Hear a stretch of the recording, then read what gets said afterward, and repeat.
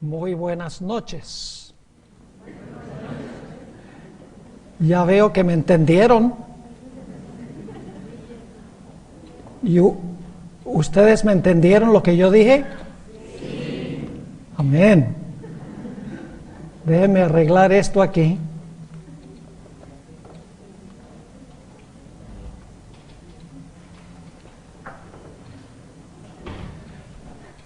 Es un placer muy grande para mí estar con ustedes aquí en Portugal.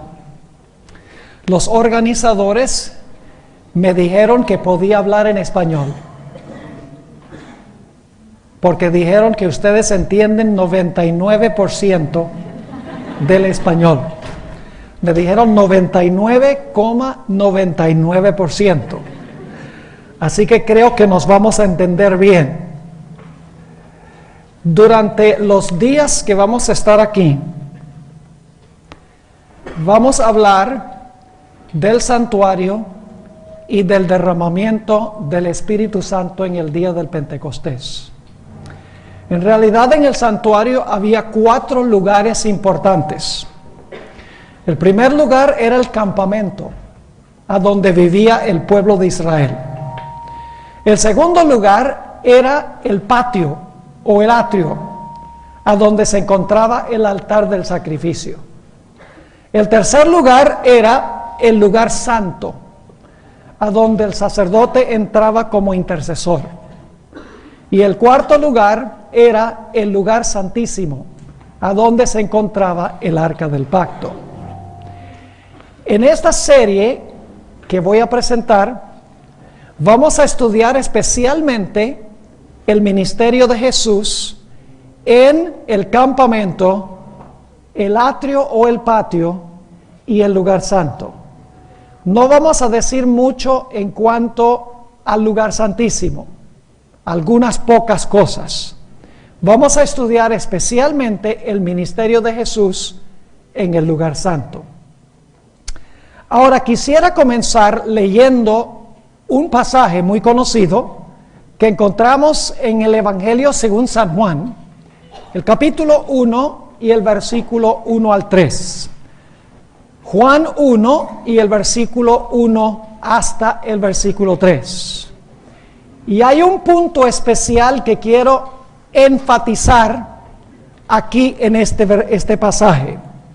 Dice allí, San Juan 1 y el versículo 1 hasta el versículo 3. En el principio era el Verbo, y el Verbo era con Dios, y el Verbo era Dios. Este era en el principio con Dios. Y ahora viene la parte que quiero enfatizar. Todas las cosas por Él fueron hechas, y sin Él nada de lo que es hecho fue hecho. Primer punto que quiero que entendamos es que Jesús fue el creador de todos los seres humanos. Es verdad que nosotros nacimos de nuestra madre, pero nuestra madre nació de la madre de ella, y la madre de ella nació de la madre de ella. Si vamos hasta la creación, cuando Jesús creó a Adán y Eva, en ellos creó a todos los seres humanos. Así que Jesús es responsable de nuestra existencia. Si no fuera por Jesús, nosotros no estaríamos aquí. Así que lo primero que quiero subrayar y enfatizar es que Jesús es nuestro creador y por eso Jesús es responsable de nuestra existencia. El segundo punto que quiero que comprendamos es que la ley de Dios exige absoluta perfección. La ley de Dios dice, obedece perfectamente y vive. Es decir, la ley de Dios requiere absoluta perfección. No se puede pecar ni una vez, porque la ley exige perfección. El tercer punto que quiero enfatizar al comenzar nuestro estudio es que no hay una sola persona en el mundo que le puede ofrecer a la ley lo que la ley requiere. La Biblia nos dice claramente en Romanos 3 y el versículo 10 que no hay justo ni aún uno. Y en el versículo 23 de Romanos 3 dice, todos han pecado y están destituidos de la gloria de Dios. Es decir, no hay un solo ser humano que haya obedecido perfectamente la ley. Nadie, porque la Biblia dice que todos hemos pecado y estamos destituidos de la gloria de Dios. El cuarto punto que quiero enfatizar es que como nosotros no podemos ofrecerle a la ley lo que la ley requiere, la ley dice, tienes que morir. Es decir, que cuando nosotros no obedecemos perfectamente la ley dice, la pena o el castigo por no obedecer es la muerte. Y eso es exactamente lo que dice Romanos, el capítulo 6 y el versículo 23. Romanos 6, 23, la primera parte del versículo dice, porque la paga del pecado es, ¿qué cosa? La paga del pecado es la muerte. Y también dice en el Romanos 5 y el versículo 12, el pecado entró en el mundo por un hombre, y por el pecado la muerte. Y la muerte así pasó a todos los hombres, porque todos los hombres pecaron. Así que, ¿qué hemos visto hasta ahora? Primero, Jesús fue el creador de todos nosotros.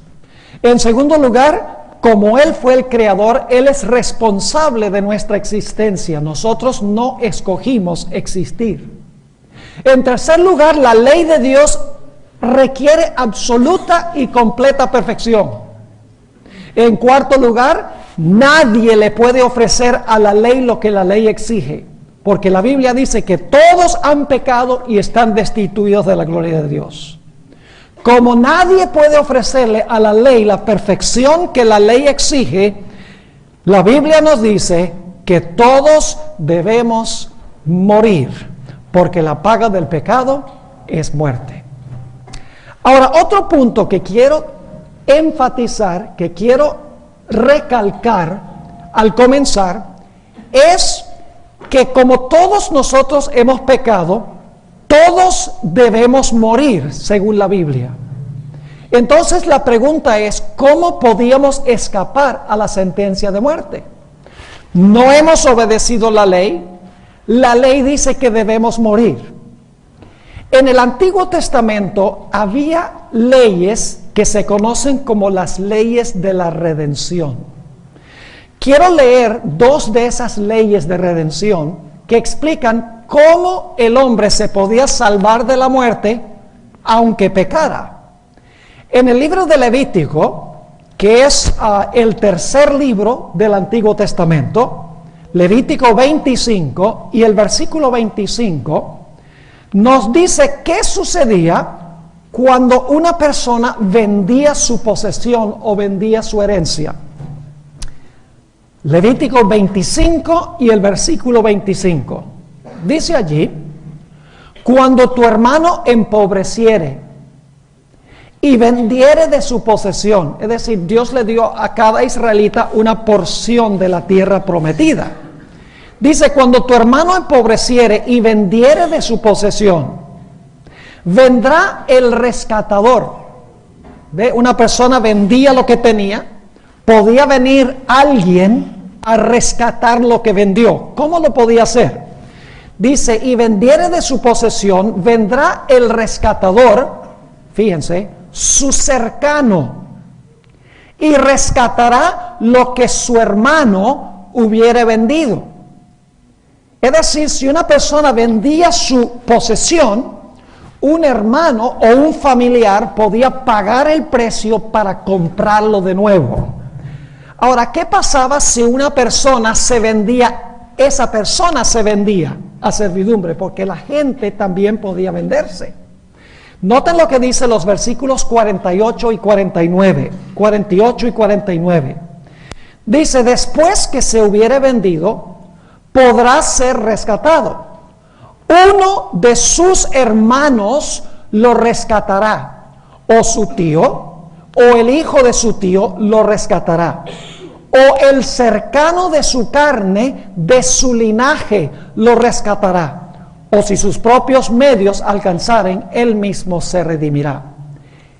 Si alguien vendía su posesión, o si alguien se vendía a la esclavitud, alguien podía rescatar lo que se había perdido, pero tenía que ser un familiar, tenía que ser un cercano de carne, un hermano, un tío o alguien que fuera de la misma familia de él.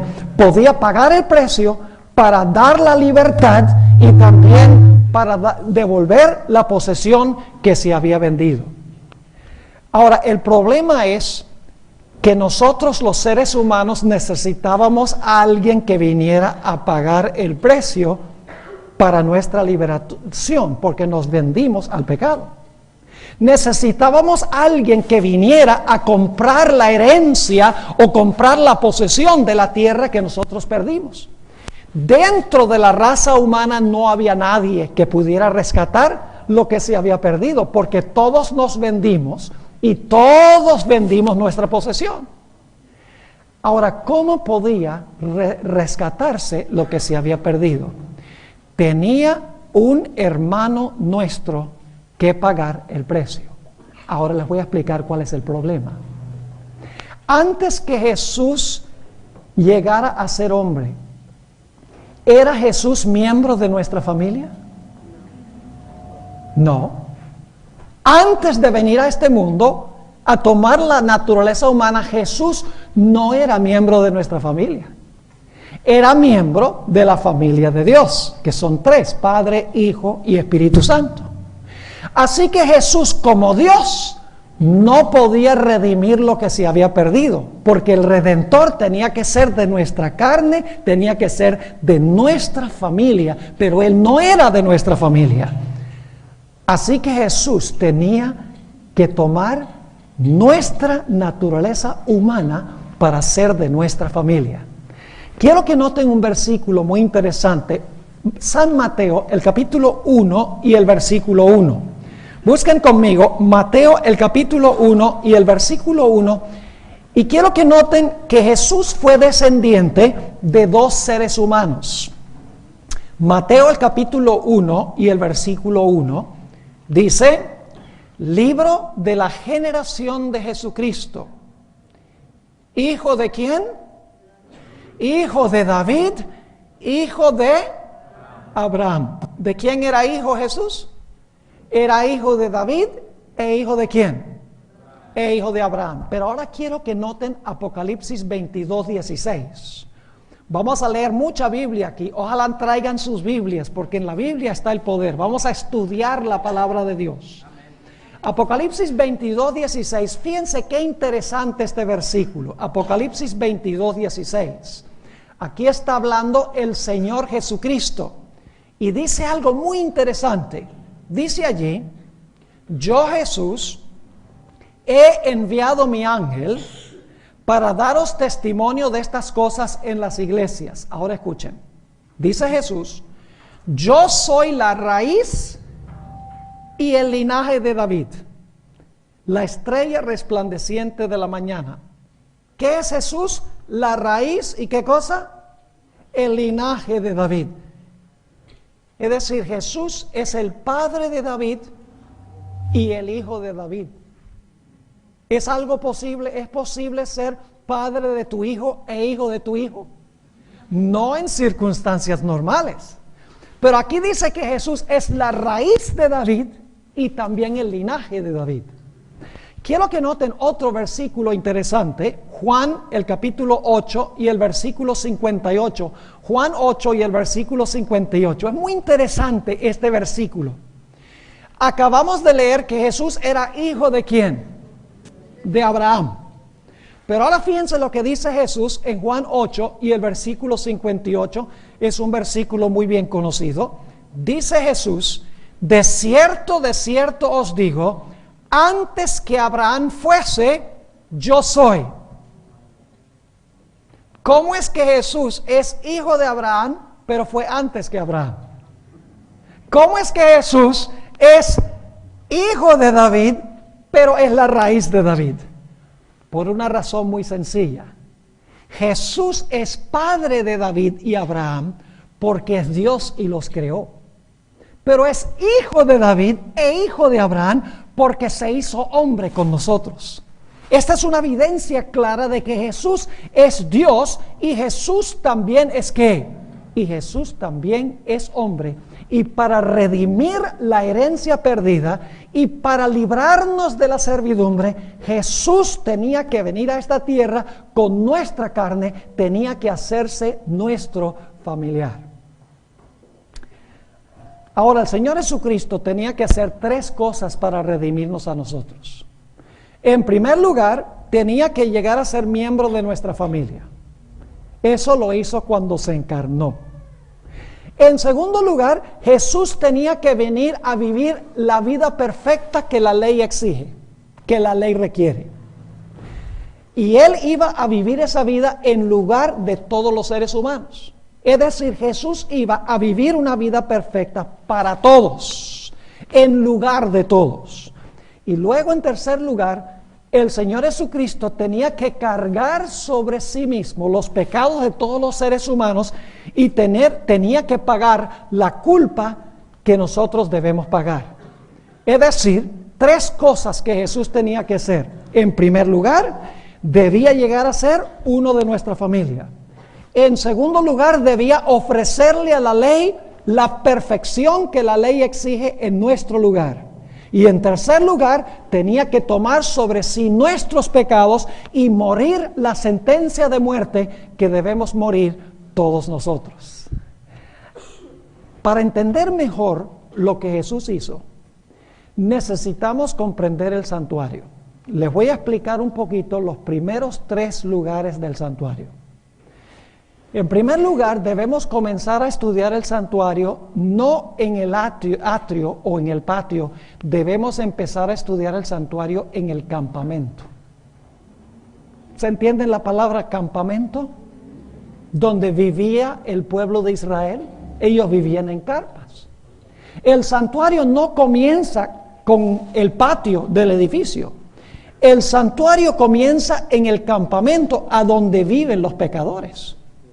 Es decir, a donde están los pecadores necesitados, allí tenía que venir en primer lugar Jesús para vivir entre nosotros y para desarrollar una vida de absoluta perfección. Jesús vivió su vida perfecta en el campamento a donde vivimos nosotros.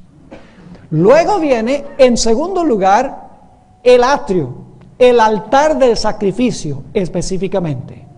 En el altar del sacrificio, Jesús, después de vivir su vida perfecta con nosotros en el campamento, tomó sobre sí todos nuestros pecados y sufrió la muerte que nosotros debemos morir. Eso lo hizo en el altar del sacrificio, en el atrio o en el patio. Pero no era suficiente para Jesús vivir una vida perfecta, no era suficiente que Jesús muriera cargando nuestros pecados. Si Jesús hubiera quedado muerto, Jesús no podría haber aplicado los beneficios de su vida y su muerte a nosotros. Así que en el lavacro, que es el siguiente mueble en el atrio, era una fuente a donde se lavaban los sacerdotes, encontramos representada la resurrección de Jesús. Porque en Tito 3 y el versículo 5 se le llama el lavacro de la regeneración. ¿Qué significa regenerar? Significa que cuando muere algo se le da ¿qué? Se le da vida de nuevo. Es decir, la fuente que viene después del altar del sacrificio representa la regeneración de Cristo, representa la resurrección de Cristo. Y después que Jesús resucita, entonces entra al lugar santo del santuario, a donde se encontraba la mesa de los panes, a donde se encontraba el candelero y se encontraba también el altar de incienso. De esto vamos a hablar un poco más adelante en nuestro estudio juntos. Es decir, que los lugares que se mencionan en el santuario representan diferentes funciones del Señor Jesucristo. Representa, en primer lugar, su vida perfecta. En segundo lugar, su muerte por el pecado. En tercer lugar, su resurrección de entre los muertos. Y en cuarto lugar, su entrada al lugar santo representa su intercesión como sumo sacerdote. Ahora, lo que quiero hacer es estudiar cada una de estas cosas individualmente. Vamos a estudiar la obra de Jesús en el campamento. Luego vamos a estudiar su obra en el altar del sacrificio. Luego vamos a estudiar su obra en la fuente o en el lavacro. Y entonces vamos a mirar también la obra que él hace en el lugar santo del santuario. Hablemos en primer lugar de la obra de Cristo en el campamento donde viven los pecadores. Había dos profecías del Antiguo Testamento que indicaban que Jesús tenía que ser un sacerdote perfecto y una víctima perfecta. Busquen conmigo en sus Biblias Levítico 21 y el versículo 17 al 21. Levítico 21 y el versículo 17 al 21, el tercer libro del Antiguo Testamento. Aquí nos habla del sacerdote que servía en Israel. El sacerdote no podía tener defecto. El sacerdote no podía tener mancha, ni contaminación, ni defecto. Dice allí, en Levítico 21:17, habla a Aarón y dile: el varón de tu simiente en sus generaciones, en el cual hubiere falta, no se allegará para ofrecer el pan de su Dios. Porque ningún varón en el cual hubiere falta se allegará, varón ciego o cojo o falto o sobrado, o varón en el cual hubiere quebradura de pie o rotura de mano, o jorobado o lagañoso, o que hubiere nube en el ojo, ni siquiera cataratas podía tener, o que tenga sarna o empeine o compañón relajado. Ningún varón de la simiente de Aarón el sacerdote, en el cual hubiere falta, se allegará para ofrecer las ofrendas encendidas a Jehová. Hay falta en él, no se allegará a ofrecer el pan de su Dios. El sacerdote no podía tener defecto. El que iba a ofrecer el sacrificio no podía tener defecto. Pero el sacrificio tampoco podía tener defecto. Note lo que dice en Levítico 22, el siguiente capítulo, Levítico 22 y el versículo 20 al 22, ya no sobre el sacerdote, sino sobre la víctima. Dice en cuanto a la víctima, Levítico 22 y el versículo 20, ninguna cosa en que haya falta ofreceréis, porque no será acepto de vosotros. Asimismo, cuando alguno ofreciere sacrificio de paces a Jehová para presentar voto, u ofreciendo voluntariamente, sea de vacas o de ovejas, sin tacha será acepto. No ha de haber en él falta, ciego o perniquebrado o mutilado o verrugoso o sarnosos o roñoso. No ofreceréis estos a Jehová, ni de ellos pondrás ofrenda encendida sobre el altar de Jehová. Fíjese, es interesante, el sacerdote no podía tener defecto y el sacrificio no podía tener defecto. Saben que ambas cosas representan a Jesús. Jesús es el sacerdote y Jesús también es la víctima, porque el libro de Hebreos dice que Jesús se ofreció a sí mismo. En el Antiguo Testamento se necesitaban dos símbolos. Se necesitaba un sacerdote que matara al animal, pero Jesús reúne en sí mismo los dos simbolismos. Él es el sacerdote sin defecto que se ofrece como víctima sin defecto, como víctima perfecta. A veces enfatizamos mucho la muerte de Jesús y es importante, pero saben que si Jesús no hubiera vivido una vida perfecta primero, su sacrificio no hubiera valido nada. En el campamento empieza su obra, porque allí vive entre nosotros, se enfrenta a las tentaciones de Satanás y desarrolla un carácter sin defecto, para que luego pueda ser sacrificado como una víctima sin defecto al Padre Celestial. Por eso el Señor Jesucristo se encarnó. Dice en Juan 1 y el versículo 14, en un versículo muy bien conocido, Juan 1 y el versículo 14, dice, aquel verbo fue hecho carne. Llegó a ser miembro de nuestra familia, ¿verdad? Dice, fue hecho carne y ¿qué? Y habitó entre nosotros. Esa palabra habitó es muy interesante. En realidad se podría traducir, el Señor Jesucristo tabernaculó entre nosotros. O se podría traducir, armó su carpa entre nosotros. Es una palabra que se usa para describir la carpa del santuario. Es decir, Jesús vino y armó su carpa con nosotros, a donde nosotros vivíamos. El Señor Jesucristo vino a vivir, se hizo carne de nuestra carne y hueso de nuestro hueso. Ustedes recuerdan que según nos dice en Éxodo 12, 5 y 6, el Cordero Pascual no podía tener ¿qué? No podía tener defecto. Y cuando el sacerdote miraba la víctima y estaba seguro que la víctima no tenía defecto, entonces el sacerdote sacrificaba al animal. Así es que Jesús vivió su vida perfecta con nosotros en el campamento y luego fue a la cruz y cargó nuestros pecados. Quiero que noten varios textos del Nuevo Testamento que hablan de la perfecta vida de Jesús. Su muerte no hubiera valido nada sin su vida. Su vida perfecta viene primero. Por eso vino y vivió 30 años con nosotros, 33 años con nosotros antes de morir. Porque tenía que ser un sacrificio perfecto. Tenía que vivir una vida sin pecado. Primera de Pedro 1 y el versículo 18 al 20 nos presenta a Jesús claramente como el Cordero perfecto que muere. Primera de Pedro 1 y el versículo 18 hasta el versículo 20. Dice allí, sabiendo que habéis sido rescatados de vuestra vana conducta, la cual recibisteis de vuestros padres, no con cosas corruptibles como oro o plata. Es decir, no tuvo Jesús que pagar oro y plata para rescatarnos de la esclavitud o para recuperar lo que se perdió. Sigue diciendo, sino con ¿qué? Con la sangre preciosa de Cristo, como de un cordero sin ¿qué? Sin mancha y sin contaminación.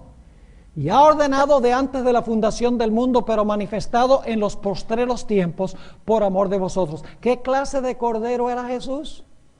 Un cordero sin mancha y sin ¿qué? Sin contaminación.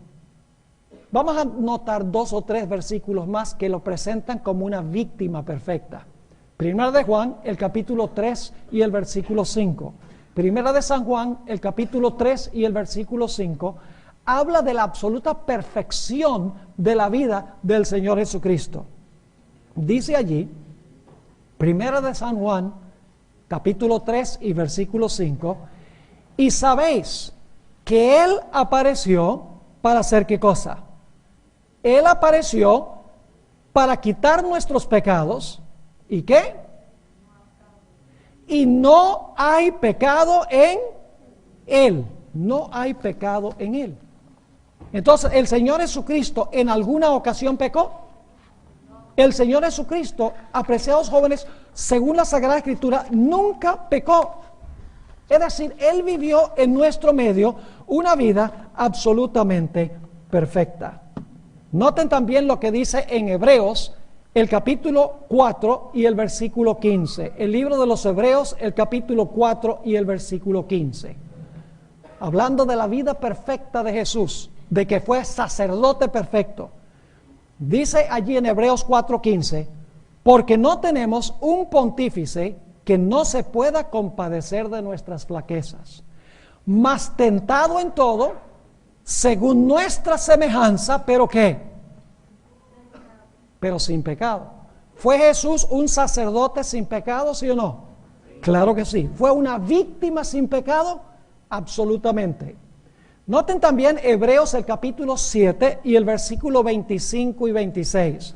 Hebreos 7, 25 y 26. Otra vez enfatizando que Jesús es el sacerdote perfecto, sacerdote sin mancha. Tenía que ser sacerdote perfecto y tenía que ser una víctima perfecta.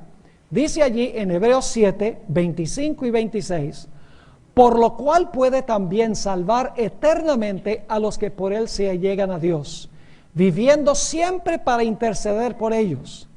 Porque tal pontífice nos convenía, santo, inocente, limpio, apartado de los pecadores y hecho más sublime que los cielos. ¿Se dieron cuenta que según la Sagrada Escritura Jesús primero tenía que venir para vivir como un sacerdote perfecto? Y que cuando se sacrificara tenía que ser sacrificado como una víctima perfecta. Es decir, Jesús es el sacerdote y también es la víctima. Porque la Biblia dice que Él se ofreció a sí mismo en sacrificio.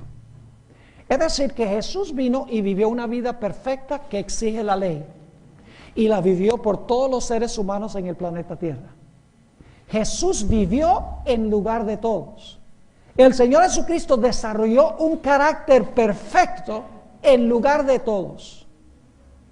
Y ustedes dicen, bueno, pastor, si Jesús vivió una vida perfecta por todos, en lugar de todos, entonces todos se van a salvar, ¿verdad?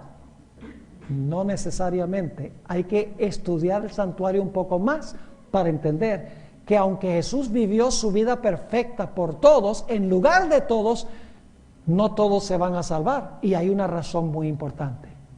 No era suficiente que Jesús viviera su vida perfecta. Era necesario, después de vivir su vida perfecta, que Él cargara nuestros pecados y sufriera nuestro castigo.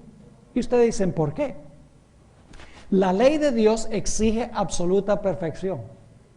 ¿Cuántos de nosotros tenemos esa perfección para ofrecerle a la ley? ¿Hay alguien aquí que tiene perfección absoluta para ofrecerle a la ley? Si levantara la mano sería su primera imperfección. Porque sería mentiroso o mentirosa. La Biblia dice que si decimos que no hemos pecado, lo hacemos a Él mentiroso. Hacemos que Dios sea mentiroso si nosotros decimos que no hemos pecado. No era suficiente que Jesús viviera y viviera una vida absolutamente perfecta, la que nosotros debemos vivir. Alguien tenía que pagar por los pecados nuestros. Alguien tenía que morir por los pecados de la raza humana. Por eso ahora Jesús se mueve del campamento a donde desarrolló su vida como sacerdote perfecto y como víctima perfecta, y tuvo que ir ahora al altar del sacrificio para cargar los pecados de la raza humana y morir por el pecado. Quiero que notemos en nuestras Biblias un texto muy interesante. Viene del espíritu de profecía, el deseado de todas las gentes, el capítulo que se titula Getsemaní. Escuchen lo que dice Elena White, que fue llamada como profeta de la iglesia remanente. Dice, sobre Cristo, como nuestro sustituto y garantía, fue colocada la iniquidad de todos nosotros. Fue contado como transgresor, a fin de que pudiera redimirnos de la condenación de la ley. La culpa, escuchen, la culpa de cada descendiente de Adán pesó sobre su corazón. ¿Cuántos pecados cargó Jesús? Cargó los pecados de todos los seres humanos que jamás hayan vivido en la historia del planeta Tierra. Y Jesús luego murió por cada ser humano que ha vivido en este planeta. Es decir, Jesús vivió una vida absolutamente perfecta en lugar de todos, y luego cargó los pecados de toda la raza humana y murió la muerte también por todos. En 1 de Juan, el capítulo 2 y el versículo 2, nos dice el discípulo amado,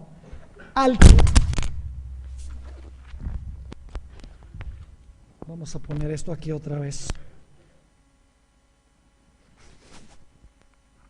Nos dice el discípulo amado en 1 de Juan, el capítulo 2 y el versículo 2, y Él es está bien, yo lo dejo en el bolsillo. Sí. Ahí está más seguro. Dice, Él es la propiciación por nuestros pecados, y no solamente por los nuestros, sino por los de ¿qué? Por los de todo el mundo. ¿Por cuántos pecados murió Jesús? Por todos los pecados del mundo.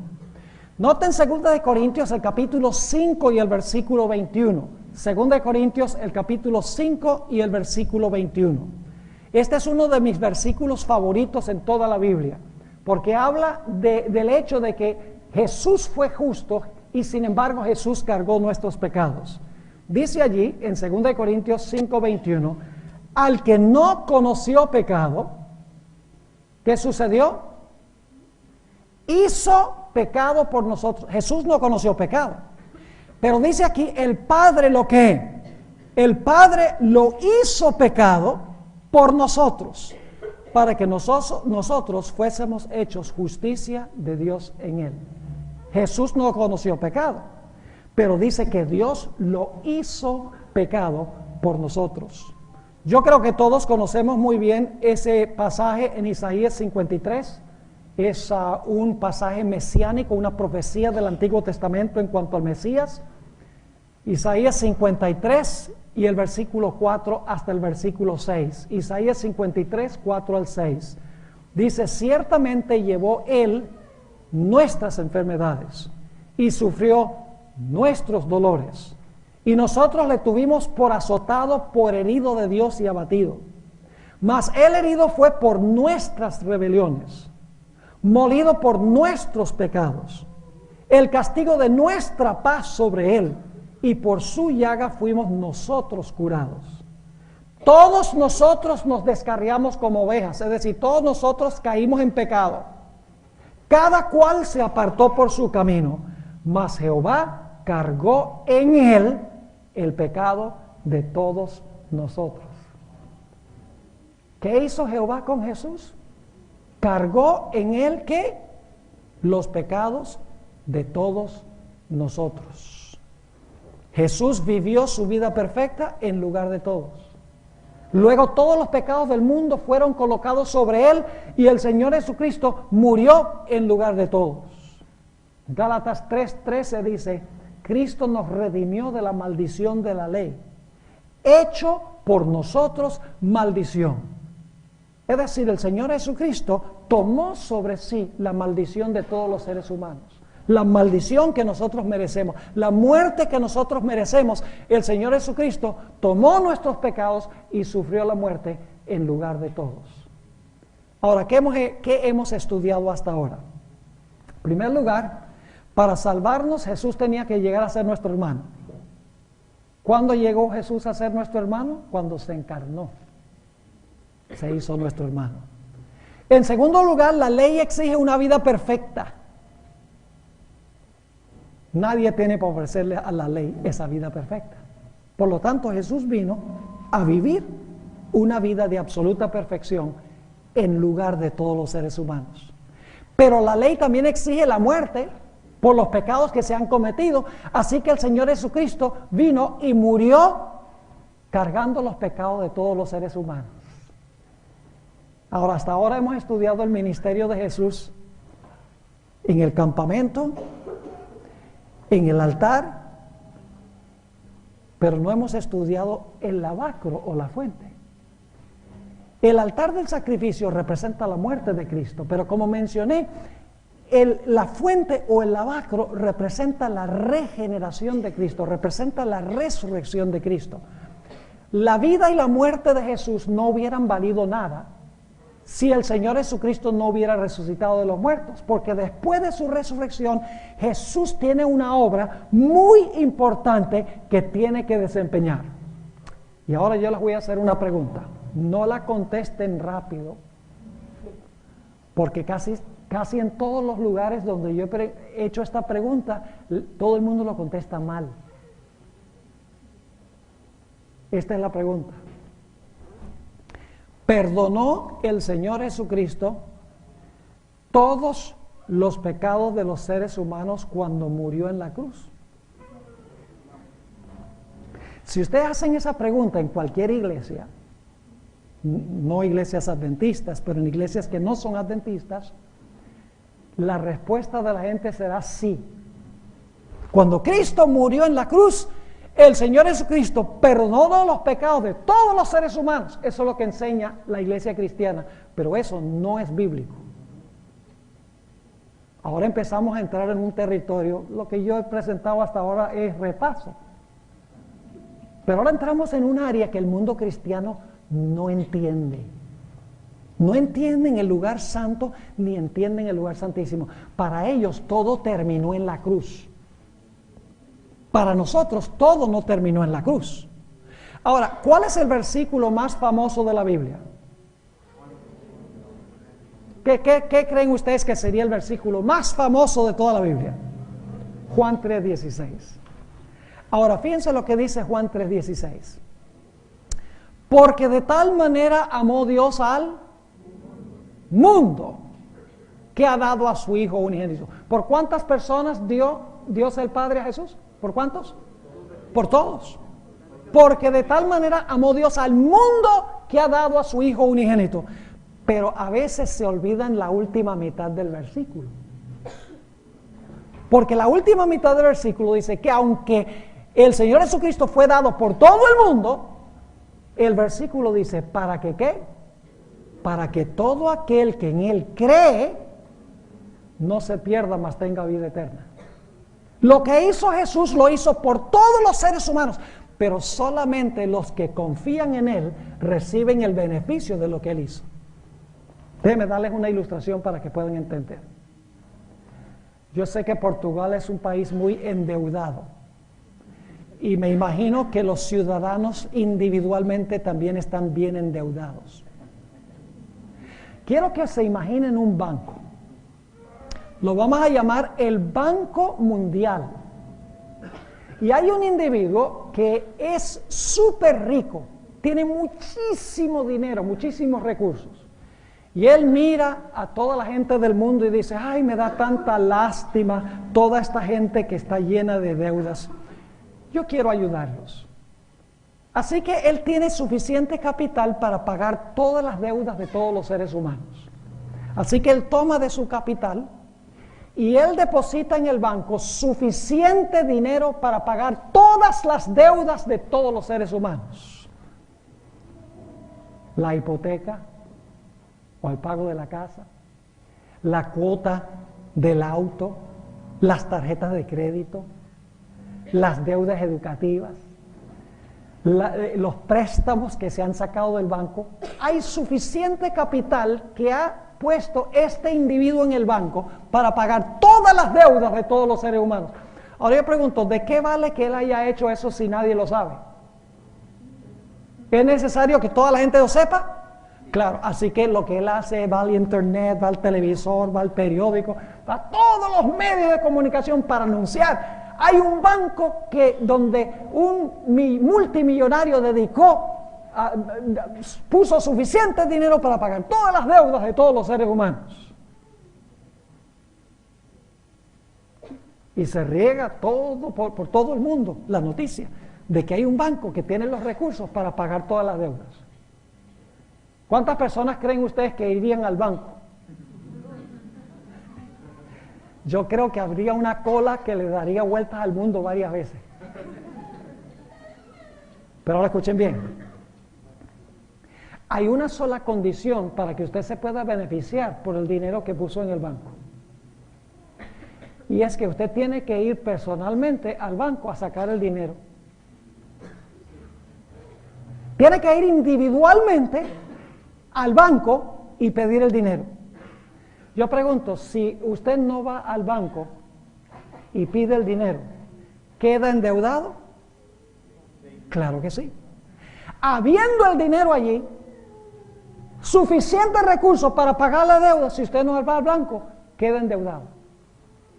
Cuando el Señor Jesucristo vivió su vida perfecta y murió en la cruz, depositó suficientes recursos espirituales en el banco del universo para salvar a cada ser humano que jamás haya vivido en la historia del planeta Tierra. La vida perfecta de Él fue para todos y la muerte de Cristo fue por todos. Depositó en el banco suficiente dinero para que se salve cada ser humano que jamás haya vivido. Solo hay una condición, y es que usted tiene que venir al Señor Jesucristo y usted tiene que reclamar la vida de Jesús y tiene que reclamar su muerte en la cruz. Si usted no reclama su vida personalmente y no reclama su muerte personalmente, aunque los recursos están allí, usted va a quedar endeudado. ¿Están entendiendo lo que estoy diciendo? Entonces, ¿a qué fue Jesús al cielo? Ahora vamos a hablar un poco del lugar santo. El resto de los temas que yo voy a tener aquí van a tener que ver con el lugar santo. Esta noche tuve que cubrir este tema para que podamos ubicar nuestra mente en el lugar específico donde vamos a estudiar. ¿A qué fue Jesús al cielo? ¿Qué está haciendo Jesús en el cielo? Vamos a leer algunos versículos del Nuevo Testamento.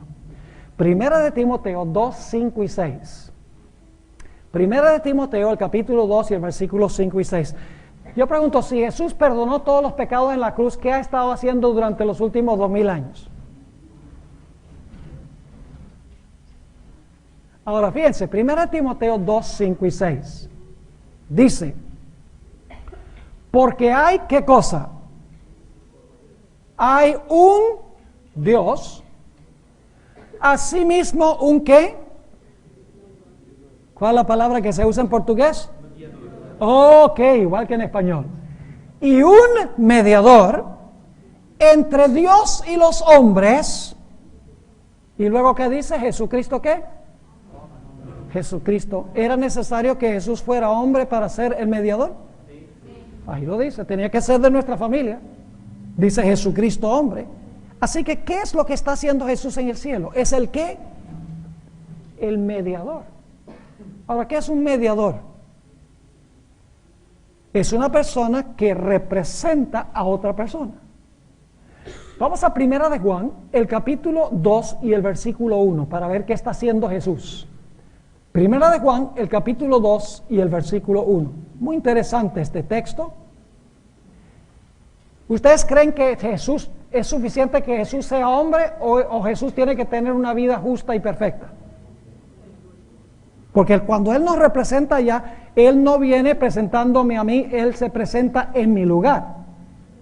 Él le dice a su padre, Padre, yo viví la vida perfecta, el pastor Bor me aceptó, así que pon la vida mía a cuenta de él. Padre, yo vengo aquí representando al pastor Bor, no le tengas en cuenta los pecados a él, que él tenga que morir porque yo morí en su lugar. Acepta mi vida y mi muerte en lugar de él. Ahora fíjense lo que dice 1 Juan 2:1. Hijitos míos, estas cosas os escribo para que no pequéis. Y si alguno hubiere pecado, ¿qué tenemos? ¿Cuál es la palabra en portugués? La misma palabra que en español. Abogado. ¿Qué es un abogado? Alguien que nos representa en un tribunal, ¿sí o no? Que habla por nosotros. Dice, abogado tenemos para con el Padre a Jesucristo, ¿quién? A Jesucristo el justo. Pero si Jesús viene allá y dice, yo vengo aquí en nombre del pastor Bor, y el Padre dice, ¿y a dónde está el pastor Bor? Jesús dice, eso no importa, porque el justo soy yo. Yo soy su abogado, acepta la justicia mía, acepta la muerte mía, porque Él me recibió, Él creyó en mí, acéptalo a Él en el amado.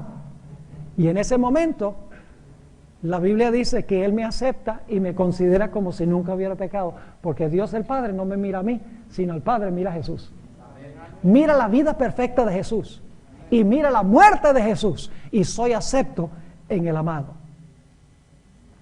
Pero ahora yo pregunto, vuelvo a la pregunta, ¿perdonó Jesús todos los pecados en la cruz? No. ¿Hizo provisión para perdonar los pecados en la cruz? ¿Hizo provisión? ¿Hizo una provisión completa y perfecta? ¿Depositó el dinero en el banco? Sí. La provisión es completa, pero nosotros tenemos que venir en persona a Él para reclamar lo que Él hizo. Ahora, quiero leer algunos versículos del Nuevo Testamento que indican que los pecados no fueron perdonados en la cruz. Yo no puedo entender cómo los cristianos no entienden esto, cuando la Biblia es clara. El Señor Jesucristo hizo provisión para salvar a todos los seres humanos, pero solo los que reclaman lo que Jesús hizo se van a beneficiar por su vida y por su muerte. Vamos a Hechos 2. Hechos el capítulo 2 y el versículo 38. Hechos el capítulo 2 y el versículo 38.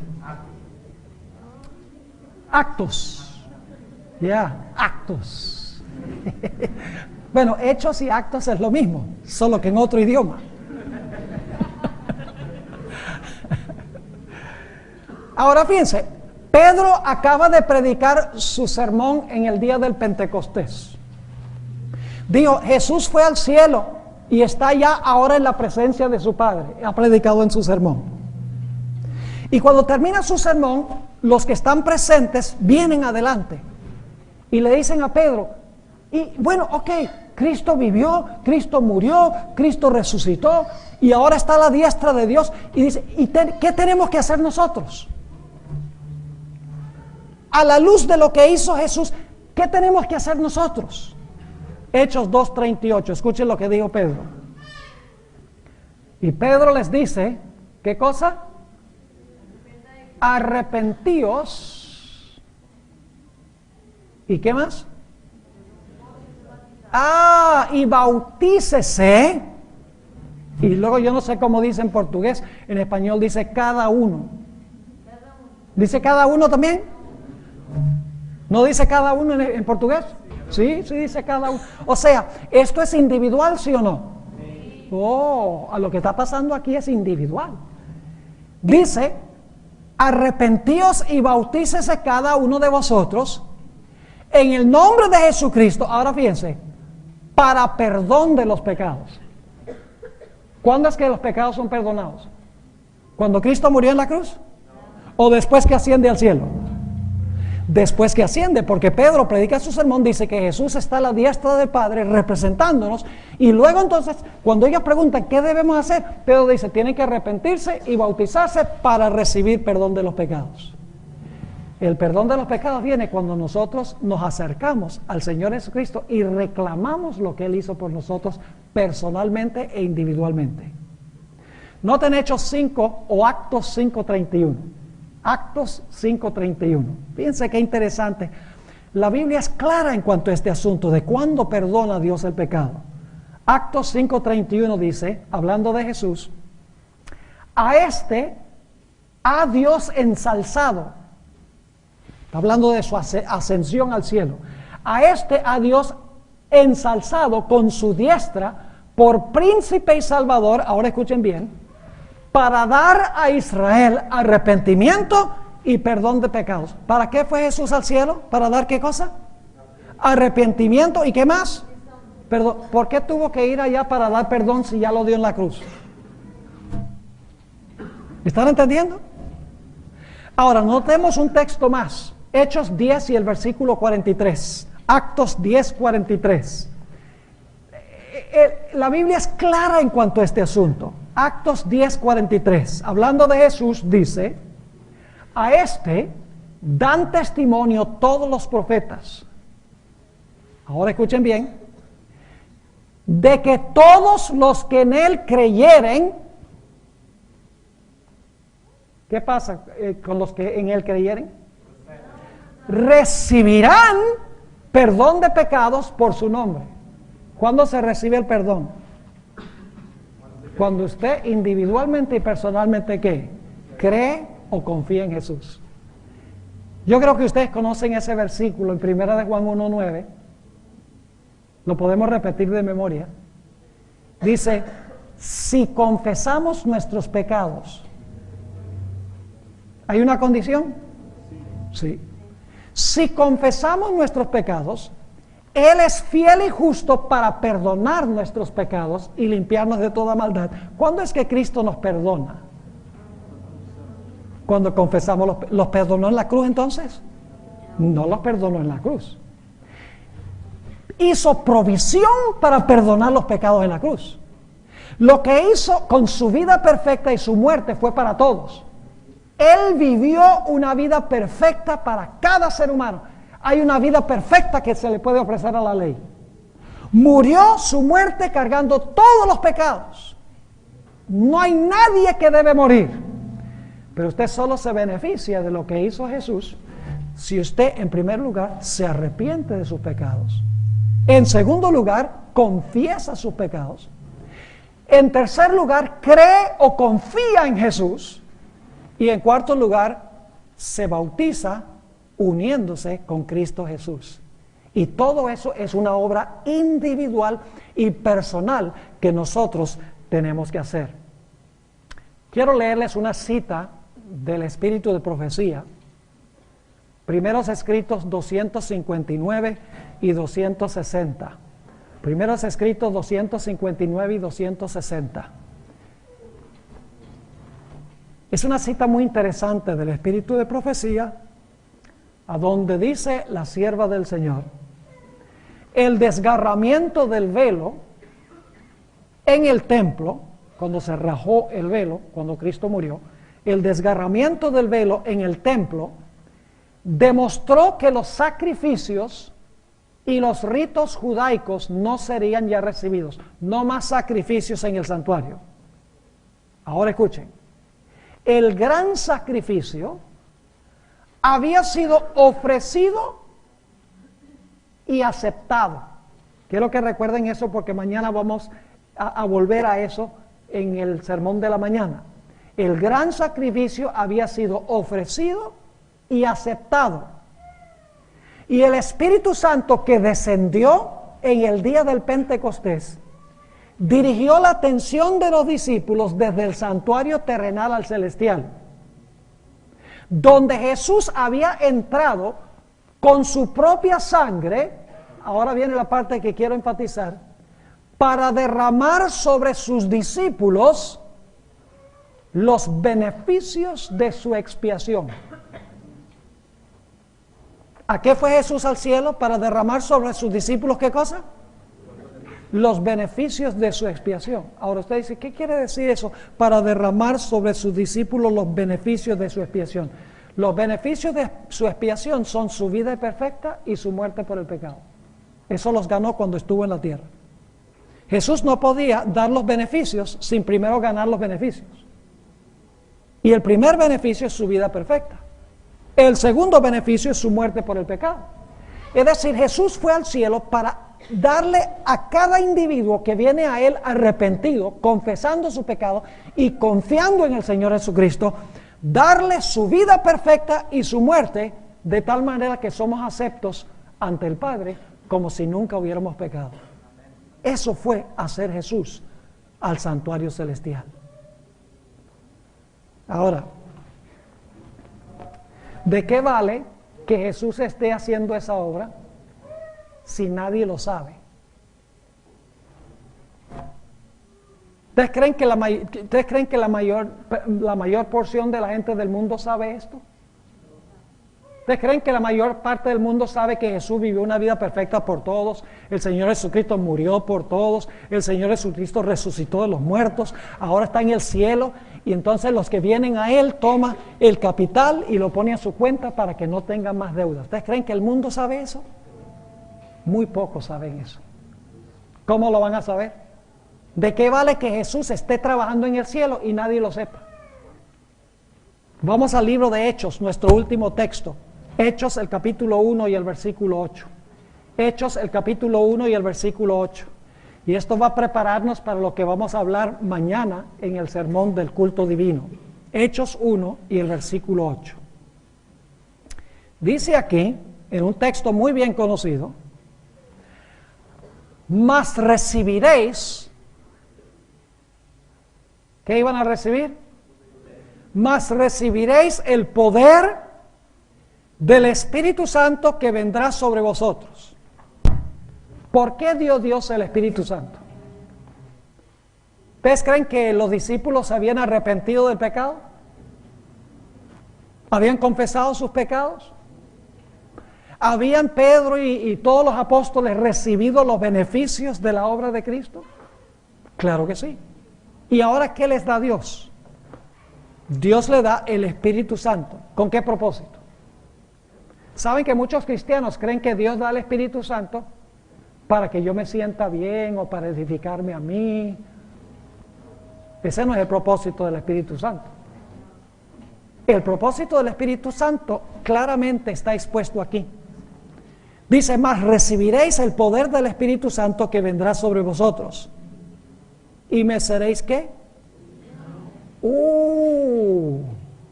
Me seréis testigos en Jerusalén y en toda Judea y Samaria y hasta Portugal. Lo último de la tierra. Dice, y hasta lo último de la tierra. ¿Por qué fue que Cristo le dio el Espíritu Santo a sus discípulos que habían recibido ya la vida perfecta de Jesús, habían recibido la muerte de Cristo? Cristo era su intercesor. ¿Por qué les mandó Jesús el Espíritu Santo? Para que ellos luego fueran a contarle a otras personas que el banco estaba abierto. ¿Me están entendiendo? En el mundo cristiano se habla mucho del don de lenguas. Y en muchas iglesias creen que es hablar disparates. Creen que es hablar un idioma que ni siquiera Dios entiende.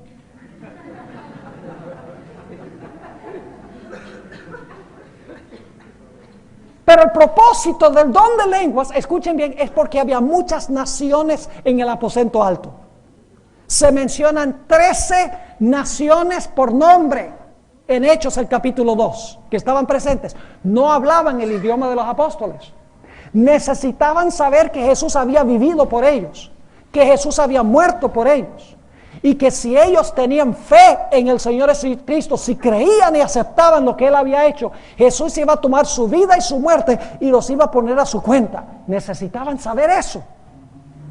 Y por eso Dios derramó sobre los apóstoles el Espíritu Santo, para que tuvieran poder para ser testigos e ir hasta lo último de la tierra para darle las buenas noticias en cuanto al hecho de que el banco estaba abierto y la gente ahora podía venir al banco.